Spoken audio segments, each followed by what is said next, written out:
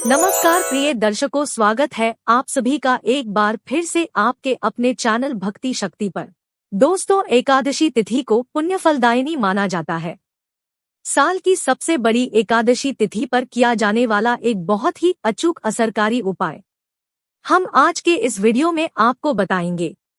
इस सरल आसान उपाय से भगवान जी को प्रसन्न करके आप मनचाहा वरदान पा सकते हैं, अपने जीवन की मुश्किलों को दूर कर सकते हैं, मां लक्ष्मी की कृपा पाकर धन से जुड़ी समस्याओं से निजात पा सकते हैं। दोस्तों, हिंदू धर्म में एकादशी तिथि का बड़ा महत्व है। इस दिन भक्तगण भगवान विष्णु जी की पूजा करते हैं, उपवास रखते हैं। इस दिन किए पूजा व्रत दान कर्म से व्रती जीवन में सुख समृद्धि का भोग करते हुए अंत समय में मोक्ष को प्राप्त होता है। इन सभी एकादशी तिथियों में एक एकादशी ऐसी भी है जिसमें व्रत रखकर साल भर की सारी एकादशी को जितना पुण्य कमाया जा सकता है, वो एकादशी है ज्येष्ठ मास के शुक्ल पक्ष की एकादशी यानी निर्जला एकादशी। दोस्तों, सभी एकादशियों में निर्जला एकादशी का व्रत सबसे कठिन होता है। धार्मिक दृष्टि इस व्रत में अन्न, जल और फल कुछ भी ग्रहण नहीं किया जाता। व्रत का फल तभी मिलता है जब व्रत के नियमों का सही से पालन किया जाता है। पंचांग के अनुसार ज्येष्ठ शुक्ल निर्जला एकादशी 30 मई 2023 को दोपहर 1:07 से शुरू होगी और इस तिथि का समापन 31 मई बुधवार को दोपहर 1:45 पर होगा। उद्या तिथि की मान्यता के अनुसार एकादशी का व्रत 31 मई को रखा जाएगा। 1 जून को व्रत पारण का समय सुबह 5:24 से 8:10 तक किया जा सकता है। पारण करने के बाद दान की वस्तुओं को छूकर ही अन्न जल ग्रहण करें। अचला एकादशी का व्रत करने के दौरान आपका तत्काल दान करने के बाद सूर्य देवता को अर्घ्य दें। इसके बाद पीताम्बर धारण करके भगवान विष्णु की आराधना करते हुए विष्णु सहस्त्रनाम का पाठ करें। भगवान विष्णु और मां लक्ष्मी की प्रतिमा पर पीले फूल, पंचामृत और तुलसी के पत्ते अर्पित करें। एकादशी का व्रत करने वाले इस बात का विशेष ध्यान रखें कि यदि आपका स्वास्थ्य साथ नहीं दे रहा है और आप बिना पानी के नहीं रह सकते हैं तो पानी में नींबू मिलाकर पी लें। अगर आप इसके बाद भी व्रत नहीं रख पाते हैं तो फल भी खा सकते हैं, लेकिन निर्जल व्रत का पूर्ण पुण्य फल आपको प्राप्त होता है। निर्जला एकादशी व्रत वाले दिन दान का भी अपना विशेष महत्व है। इस दिन जल से भरा हुआ कलश दान करने से शुभ फल प्राप्त होता है। इस शुभ दिन पर पूर्ण निर्जल या फलाहार करके उपाय करते हैं तो आप इस शुभ अवसर का पूर्ण लाभ उठा पाएंगे।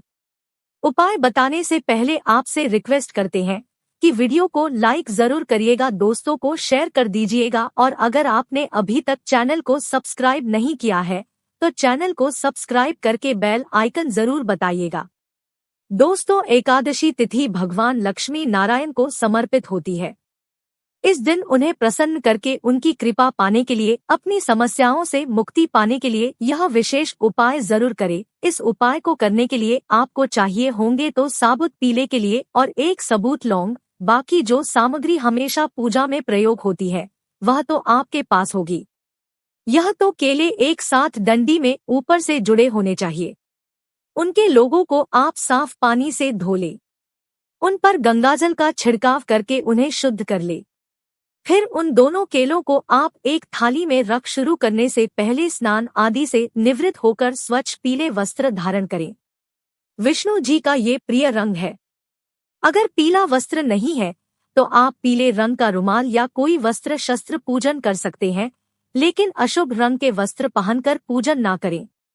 अगर आप शाम के समय यह पूजन कर रहे हैं तो आप मुंह हाथ पैर धोकर फिर से स्वच्छ वस्त्र पहनकर ही पूजन करें। अब वो किले की थाली आप अपने मंदिर में रख दें। फिर एक कटोरी में पीसी हुई शुद्ध हल्दी ले, उसमें थोड़ा सा गंगाजल मिलाएं।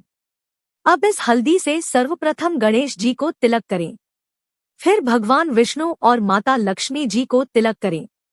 आपके मंदिर में भगवान विष्णु की प्रतिमा या मूर्ति न हो तो भगवान श्री कृष्ण, लड्डू गोपाल, सीताराम जी इनमें से किसी के भी प्रतिमा हो, आप उन्हें तिलक करें। उन्हें नमस्कार करके फिर उस हल्दी से एक किले पर स्वास्तिक का चिन्ह बनाएं। 2 किलों में से जो अकेला आपके दाहिनी तरफ है उस पर आपको हल्दी से चिन्ह बनाना है और बाएं तरफ जो केला रखा हुआ है उस पर आप अपना नाम लिखें। अब उन केलों को आप भगवान विष्णु जी के चरणों में रख दे। भगवान जी के सामने शुद्ध घी का दिया जलाएं। घी ना हो तो मीठे तेल से आप दिया जला सकते हैं। दिए को आसन जरूर दें, लेकिन इस दिन अक्षत का आसन ना रखें। एकादशी पर चावल का किसी भी तरह से प्रयोग वर्जित होता है, तो दीपक को किसी थाली में रखें। वहां एक सुगंधित धूप बत्ती जलाएं। दीपक में आपको लौंग डालनी है और वह जलनी नहीं चाहिए। तो पीतल का जो दीपक होता है, जिसमें बाती के लिए बीच में स्टैंड होता है, वह दीपक हो तो बेहतर है, अन्यथा लेडी बाती दीपक में लगाएं। उस दीपक में एक साबुत फुलवाली लौंग डाल देंगे। फिर यथोपचार देवी देवताओं का पूजन करें, उन्हें भोग लगाएं। विष्णु जी को नमस्कार करके उनके महामंत्र ओम नमो भगवते वासुदेवाय इसका एक माला जाप करें। यह जाप अगर तुलसी की माला पर करे तो बेहतर है। मंत्र जाप के बाद समस्त देवी देवताओं को नमस्कार करके अपनी परेशानियों का कथन करें, अपनी मनोकामना बताएं, समस्या निवारण हेतु प्रार्थना करें, मनोकामना की पूर्ति की प्रार्थना करें। अपने मस्तक और कंठ पर हल्दी का तिलक लगाएं। आपको वह दोनों के लिए मंदिर में ही रहने देने हैं। अगले दिन सुबह उठकर स्नानादि के बाद उन दोनों केलों में से स्वास्तिक वाला केला उठा ले और उस केले को अपने सिर पर से 7 बार वार ले और फिर उस केले को ले जाकर गौमाता को खिला दे। इस समय विष्णु जी का मन में नाम स्मरण करते रहें। गौ माता को केला खिलाने के बाद गौ माता को भी नमस्कार करके आपने जो मनोकामना विष्णु जी के सामने कही थी, भगवान के सामने कही थी, वही मनोकामना गौमाता के सामने कहकर मनोकामना की पूर्ति की प्रार्थना करें। फिर आप अपने घर वापस आकर मंदिर में विष्णु जी को आपने जो भोग लगाया था उसको प्रसाद स्वरूप परिवार के सदस्यों में बांटे और फिर आपका नाम लिखा हुआ जो अकेला है उसके लिए को स्वयं प्रसाद के रूप में ग्रहण करें। दोस्तों, पुराणों के अनुसार केले के पेड़ में भगवान विष्णु निवास करते हैं। केले का भोग उन्हें अत्यंत प्रिय है, इसलिए गुरुवार के दिन उन्हें केले का भोग लगाना श्रेष्ठ माना जाता है। लेकिन किसी भी गुरुवार के दिन अकेला नहीं खाना चाहिए। बहुत ही पूरा असरकारी उपाय है। भगवान विष्णु इस उपाय से अति शीघ्र ही प्रसन्न हो जाते हैं, भक्तों की मनोकामना पूर्ण करते हैं। इस उपाय से धन विषयक समस्या दूर की जा सकती है। गृह क्लेश कार्यों में मिल रही असफलता, विवाह संबंधित समस्या, संतान संबंधी चिंता इससे दूर हो सकती है। जरूरत है पूर्ण श्रद्धा भाव से विधि पूर्वक इस उपाय को करने की। इस उपाय को करते समय आपने जो दीपक में लौंग डाली थी उस लौंग को ले जाकर बहते जल में विसर्जित करें, या फिर आप किसी पेड़ पौधे की जड़ में थोड़ी सी मिट्टी खोदकर वहां पर इस लौंग को गाड़ सकते हैं। उस लौंग को यहाँ वहां न फेंके। अब ध्यान देने योग्य कुछ विशेष बातें। विष्णु जी के भोग पर तुलसी का पत्ता रखना अनिवार्य है, अन्यथा आपका भोग स्वीकार नहीं होगा। लेकिन एकादशी के दिन तुलसी का पत्ता तोड़ना नहीं चाहिए, इसलिए इसे पहले ही तोड़ कर रखें। शास्त्रों के अनुसार निर्जला एकादशी व्रत से पहले और बाद वाली रात में चावल नहीं खाना चाहिए। जो लोग एकादशी व्रत में चावल खाते हैं उनके जीवन पर दुष्प्रभाव पड़ता है। बाकी शुभ पर्वों की तरह इस दिन भी वर्जित कर्म ना करें, जैसे कि नाखून ना काटे, बाल न काटे, दाढ़ी न बनाएं। एक दिन पहले से ही पूर्ण ब्रह्मचर्य का पालन करें। वाद विवाद क्लेश कलह से दूर रहें। दिन में न सोएं और रात्रि जागरण करें।